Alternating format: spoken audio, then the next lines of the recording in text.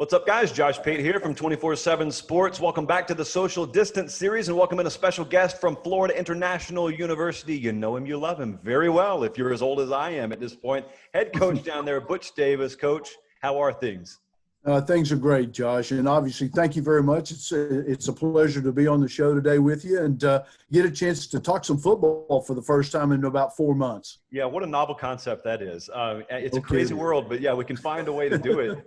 I'm not going to ask you if you know what's going to happen. I'm not going to ask you to comment on what has happened because both of those are old hat by now. But sure. I will ask you personally, both just as a human being and as the head coach of a program, describe what your life has been like since March.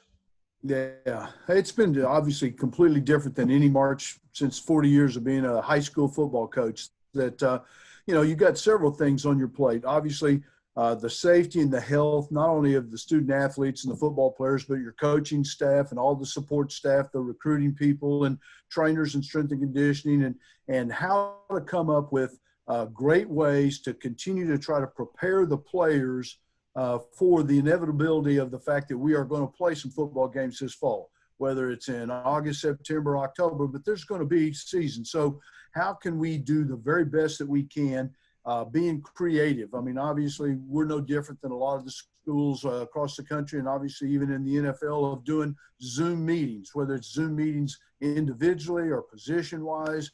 Me as a team, we did a deal every single Sunday and Wednesday where we did an entire team kind of a message of the day, what's going on, what we need you to continue to do, and obviously selling all the things about, social distancing, hydration, washing their hands, doing all those things, wearing masks, staying in groups. Those were some of the things that we talked about. But then also we had to talk about, what can they do and be creative, because when all the strength gyms across the country were shut down, we had kids doing vertical jumps in the back of a pickup.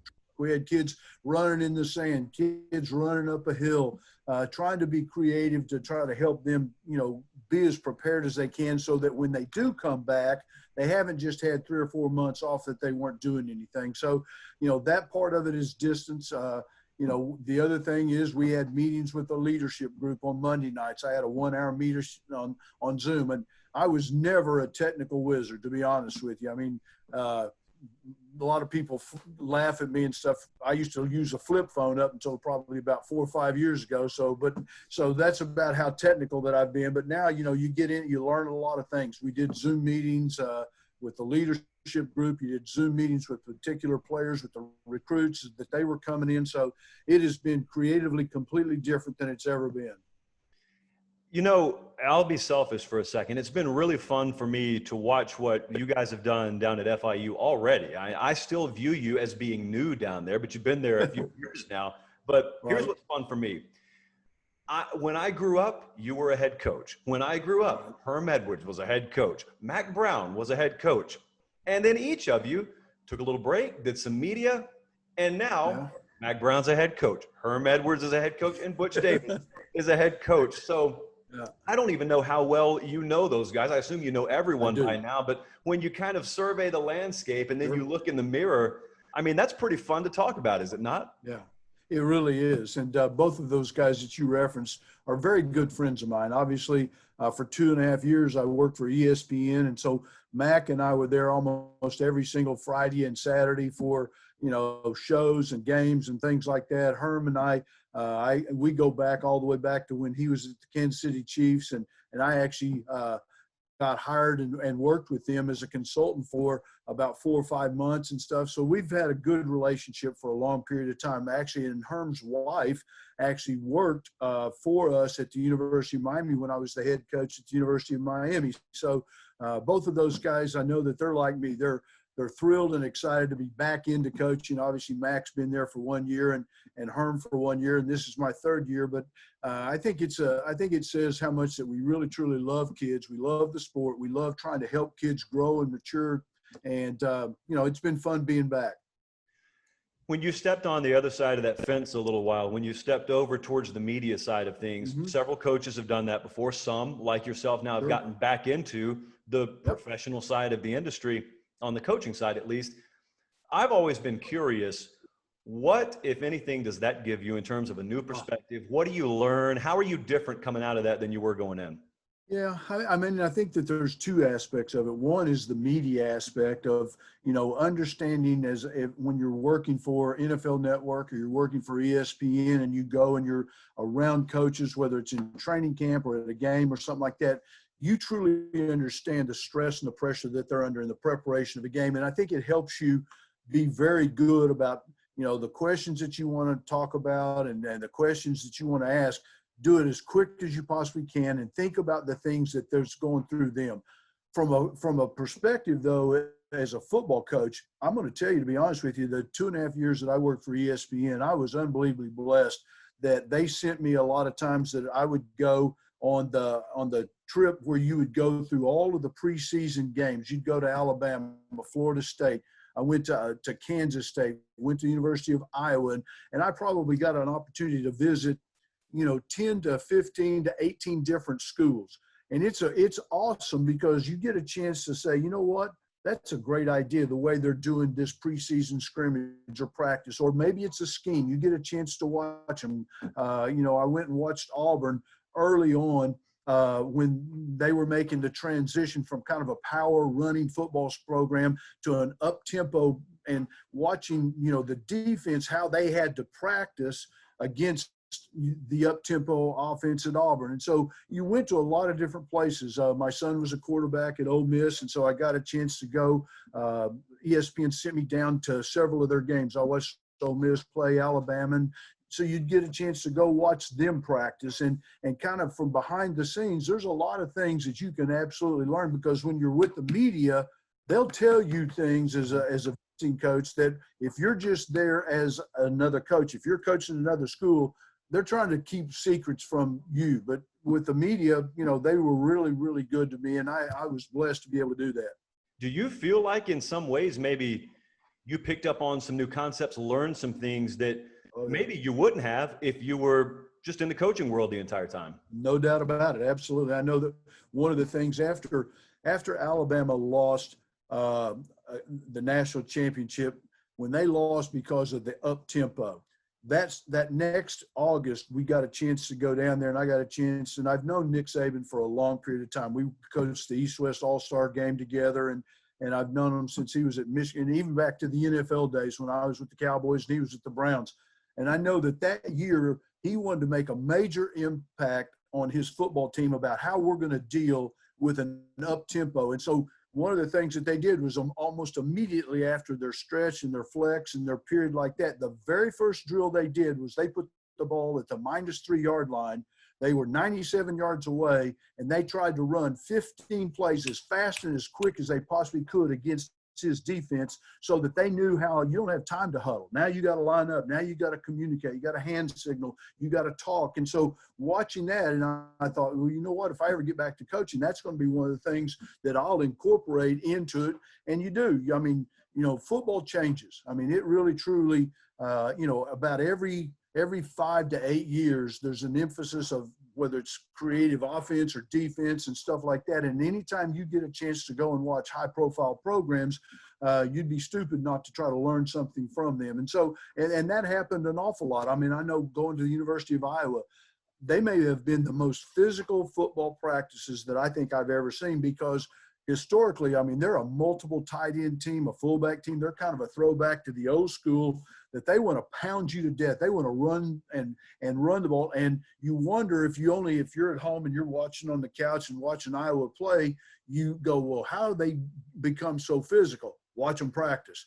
They are full bloody. I mean, they're tackling full speed, whether it's red zone offense, whether it's in the middle of the field, whether it's backed up. And so, you just learn an awful lot about how people try to deal with things and how they try to make their football team the best they can.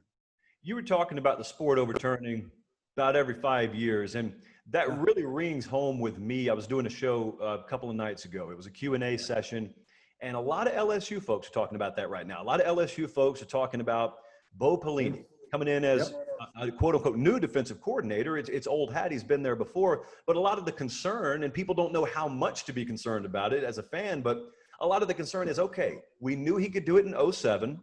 So now it's 13 years later. We look different. Everyone else looks different. So from your standpoint, from a coaching standpoint, I mean, how would you view that? Maybe not just Pelini, but in general, a guy who did it at a high level a generation ago, then he was head coach, now he's stepping back into that defensive coordinator position again. You know what, Josh? I mean, I think, you know, and you talked about it, like every 5 to 6 or so years. I mean, if you've been in this business for a very long period of time, I mean, you go back to the Woody Hayes days and it was 3 yards and a cloud of dust, and they just tried to bludgeon you to death and maybe, you know, throw the ball 10 to 12 times. Then you go through the run and shoot period of time when it was throw the ball 60 times back in the 80s. Then it was the split back veer. Then it was the wishbone. And every year, and I think as a coach, the most important thing is that you've got to be smart enough to understand that it's going to change. You better be ready. And obviously now, you know, the up-tempo offenses that are going all across the country, whether it's, you know, whether it was Washington State or Texas Tech or Oklahoma and Clemson now, as a defensive coach, you better be able to coach your kids to be able to deal with that. You better know, how can we put fresh guys into the game? We can't do it if the ball's on the other side of the field. So you learn a lot of different kinds of things. And you know, and as you do that, you know, your kids become more confident and they prepare themselves to play better on Saturday. So, you know, there's just an awful lot of things that you have to learn. And I promise you, coming back after the 2.5 years being at ESPN and stuff like that, these last 3 seasons, I think our football program is growing. It's getting better. And from the standpoint that our coaches, we're trying to learn something almost every single week and every single season. How can we improve and get better? I thought I was in a time warp when I was watching you guys go down there and beat Miami. And I'm asking myself the entire time, and you and I have never spoken at this point. This is the first time you and I have spoken. And so I'm watching you guys beat Miami. And this is the way my mind works. I just think, I wish I could take a time machine and go back to the late 80s or even the late 90s when you're at Miami and tell you, hey, Coach Davis, take a look at what you're going to be doing 20 years from now. You're going to be at FIU. You're going to be beating Miami. What would 1987 Butch Davis have said to that? Yeah. Well, I mean, it was awesome. I mean, I think, you know, I have to give my assistant coaches a tremendous amount of credit. We had an open date the week before we played Miami, and Miami had an open date. So both of us had 2 weeks to get prepared for that game. And we talked about it and made it immediate, you know, to our players. If we prepare to do what we are capable of doing, we're going to win this game. And I told our players and our coaches after the Tuesday of the open date was probably the best practice that we have had in 3 years. I mean, instead of being like, well, the game's 10 days away and, you know, whatever the deal, they went out and they practiced like the national championship was on the line that day. And we had a great 2 weeks of preparation. When we ran on the field that day, came out of that Marlin Park tunnel of the third base, I think every kid that ran out of that tunnel, they believed that we were prepared to play and to win that football game. And they never looked at the clock. They never looked at like how much time's left or how much are we ahead of. It's like, we're going to play one play at a time and we're going to spill our guts and give it as much as we can. You know, for me, I mean, obviously it was huge for the program. It's huge for the kids and stuff. I'd been, the flip side of it is that I'd been at North Carolina for 4 years, and we beat Miami 3 times while I was at North Carolina. So, because people were like, well, how does it feel like to be on the sidelines against Miami? Well, I had done it before, but it's still being in Miami and in Marlin Park and with FIU. I mean, it was a terrific, unbelievable night. The crowd was electric. I mean, everything about it was a great deal. And hopefully, you know, that game, you know, will be a huge springboard because it had a great impact in our recruiting class this past year, because now recruits are like, you know what, hey, they're beating teams that are Power 5 schools and they're beating teams that have won national championships. And so all of those things make a huge impact into this program. Well, I mean, I'll tell you, not that you've ever needed any help recruiting. You've been pretty darn good at it for a long time. But not only can you take that into my living room, you can also come into my living room if I'm a quarterback and say, check out this Morgan kid we just sent to the NFL draft. And that's something nationally I don't know that a lot of people are quite as aware of as maybe they should be. Yeah, you know what? I mean, James, this will tell you an awful lot about him. And I know that the pro scouts, we had tons of pro scouts that came last year during the season and during spring practice and stuff. James is super smart, okay? He got admitted into pre-law school as a grad transfer from Bowling Green, and his work ethic is unbelievable. When he came on his official visit, kids just, they just were like magnets around him. They liked being around him. They went out, they spent time. They knew that he was unbelievably as far as a football junkie. I mean, this is a kid that loves football. He watches as much film as maybe any of the coaches.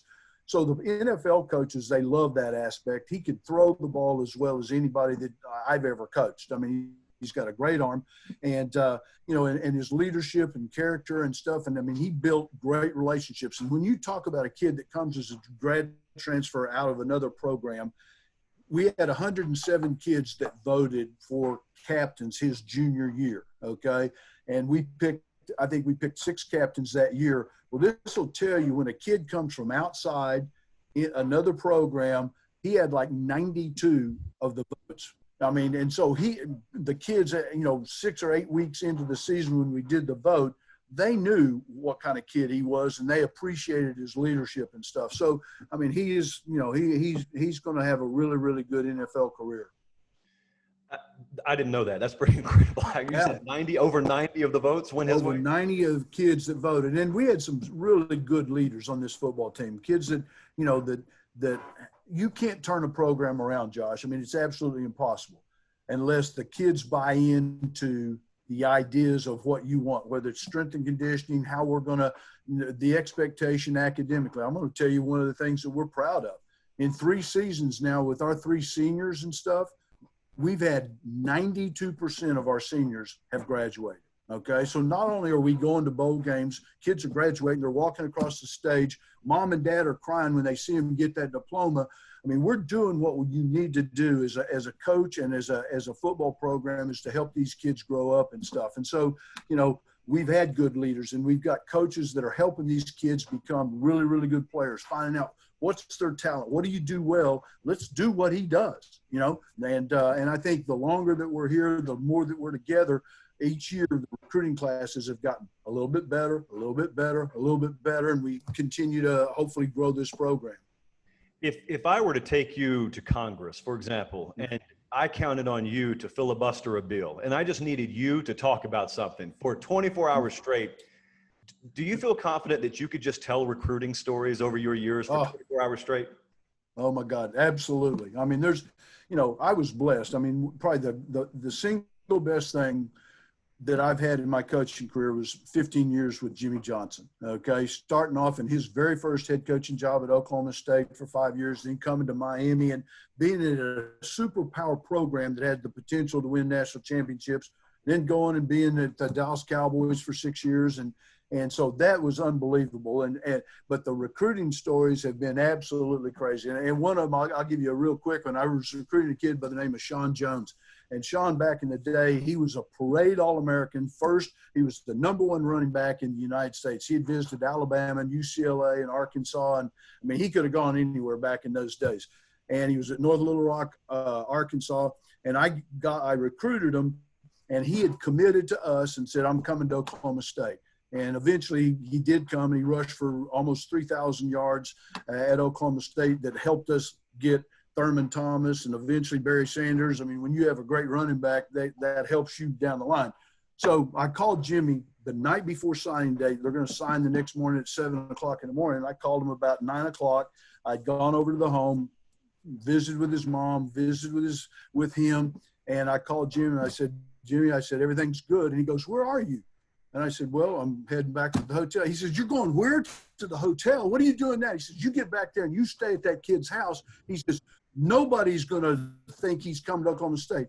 Honest to God, when I drove back and I got to his house, there was like 5 cars in the driveway. A coach from the University of Houston, a coach from Mississippi State, a coach from Arkansas, there was a coach from Alabama, and there was a coach from UCLA sitting in the living room on the couch. And I said, okay, well, when you're a rookie and it's your first recruiting class and I just come from high school, I'm like, I learned an awful lot that night about like, you know what, stay there. TV, they went off at 2 o'clock in the morning, and none of those people would leave until they wanted to see him sign that national letter of intent the next morning. They're like, there's no way he's going to go to Oklahoma State, but he did, but that was great. that was one of the recruiting stories. There's been dozens and dozens and dozens of them, but I would love to do that with Congress someday. actually get something. I could be up there with Tommy Tupper. If Tommy Tupperville ends up, which he won the deal in Alabama, he's go up there. He was a GA for us. He helped me with the defensive line when I was at the University of Miami. So maybe I get him to help pass some bills. Yeah, I assume if I took that time warp back in time and told you that was going to happen, you probably wouldn't believe that one either, would you? Are you kidding? I can remember. I mean, it was him and Ed Ogeron and a young man by the name of Ron Meeks, who was he was defensive coordinator for the Carolina Panthers. Those were our GAs, and they were living in an apartment that had no air conditioning, but they were Bill. I'm trying to think of defensive line coach at LSU now, but they were all living in an apartment that had no air conditioning, but they were barbecuing for the kids. And at that time, Tommy had come out of, he'd been coaching, but he was running a catfish restaurant in Memphis when he came down to Miami as a GA. There's no other way his story should start than running a good store in Memphis. No kidding. Isn't that the truth? Chapter Absolutely. one everyone needs.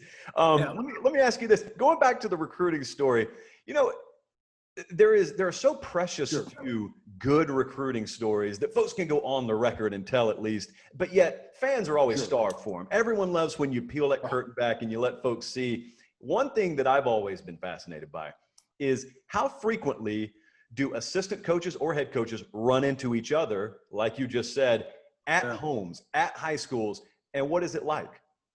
Almost every day. I mean, when I was an assistant coach and you were on the road for months and months, I mean, it was almost an every day that you'd be going into a guidance counselor's office. Another school was coming out. You were going in to watch film with the head coaches and somebody was coming out. I can't tell you how many times as a head coach and as an assistant coach that you sit out in front, maybe a block away, because you don't want to just be hovering on the house. And there's another school in there they had a home visit at 5, another school's got it at 7, and then you're up for 8:30. And so you're sitting there and you ends up shaking hands sometimes with guys walking down the sidewalk, they're leaving and you're going in. And I mean, it happens a lot. And sometimes if it's people that you have a lot of respect for and stuff, those meetings probably go fairly good. There's some schools that you go and it's like, you know what? We're not friends. And you know, and because I've gone into homes where they have left material that was complete lies about programs and stuff like that. And it's like, you know what? You need to have ethics about doing this. I mean, be honest, go in, tell the kids, if the kid loves you and they like your program, come, you know, don't cheat, don't lie, don't tell people stuff that you can't back up. And so you, over the course of years, there's some people that, you know, you kind of don't like going head-to-head recruiting with them because there's no telling what they'll do to try to get the kid. Not naming names, obviously, but outside of the typical falsified depth chart, what are some of the most glaring examples that you've seen of what we would call negative recruiting? Yeah. You see a lot of things. I mean, you know, obviously you talk about, you'll see a depth chart and they're trying to convince the kid that, you know, there's too many players at your position. You don't want to go there or whatever. But I'm going to tell you, to be honest with you, that's one of the biggest turnoffs to me in recruiting, because if a kid is worried about the depth chart, there's going to always be competition. The most successful kids that I've ever had, the Ed Reeds and the Reggie Waynes, and you know, I've had 35 first-round draft choices, and almost every single one of those kids said, "I don't care who's there. I'm coming. I'm beat them all out. I'll be the starter." You know, they love competition. They want to play with other great players. And if kids are saying, "Well, coach, you know, you got 3 left tackles or whatever," and that kind of stuff, it worries me about, does the kid truly believe in himself that he can be good? And I'll give you another great recruiting story is Craig Erickson was a quarterback at Cardinal Newman High School in West Palm Beach. And we had just had Bernie Kosar, we had had Vinny Testaverde, we had recruited Steve Walsh, who nobody really knew much about him, about how good he was going to be. But I was recruiting Craig Erickson, who was a quarterback. And he had visited Florida, he'd visited Georgia. I mean, he could pretty much, Florida State, almost everybody, you know, was interested in recruiting him. And eventually, obviously, he comes to Miami, you know, plays, I don't know how many, 6, 7, 8 years with the Indianapolis Colts. I think he was a 3rd-round draft choice, and he played for the Tampa Bay Buccaneers. But here's the great story.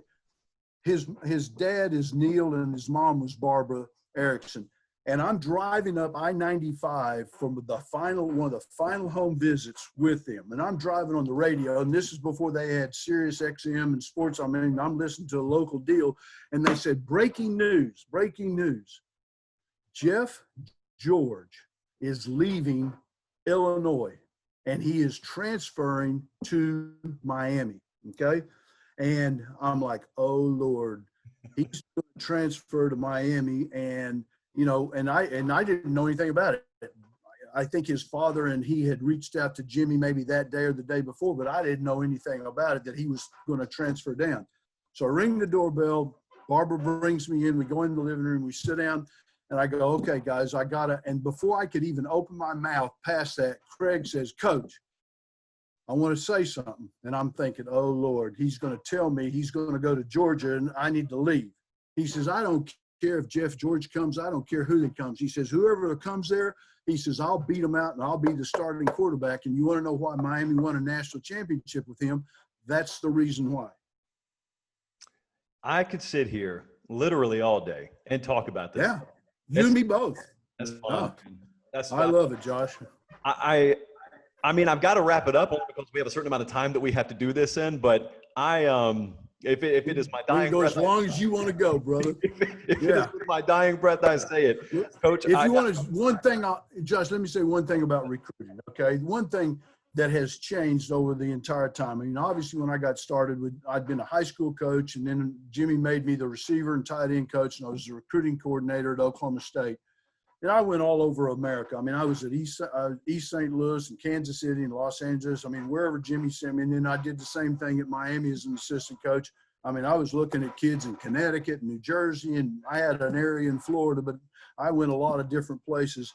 One of the things that if there was ever anything that you wish that you had a little bit of clout to change with the NCAA, I can tell you that back in the 70s and the 80s and maybe even into the 90s to some extent, you knew the kids better back then because you had more contact with them. I mean, there wasn't the stipulation. You could see them once a week, and whether you went to a game on Friday night and you saw them play or you saw them practice early in the week and maybe they came, if they come to games and stuff like that.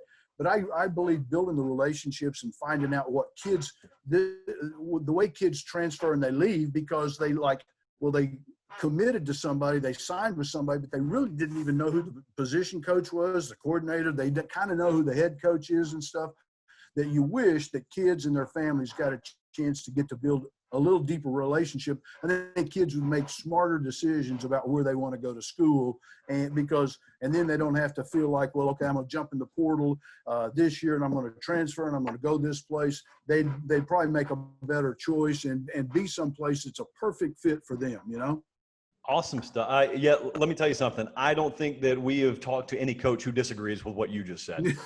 I don't think I've talked to it, nor will I talk to a single one who disagrees with it. Head coach of FIU, Butch Davis. Coach, this has been an absolute pleasure. I sure hope that we get to do this again very soon. Oh, we will, Josh, I promise you. And thank you so much for letting me be on today, and stay healthy and stay safe and get ready for college football 2020. We're going to have some games. I can sign off on that all day. Thank you, Coach. You bet, Josh.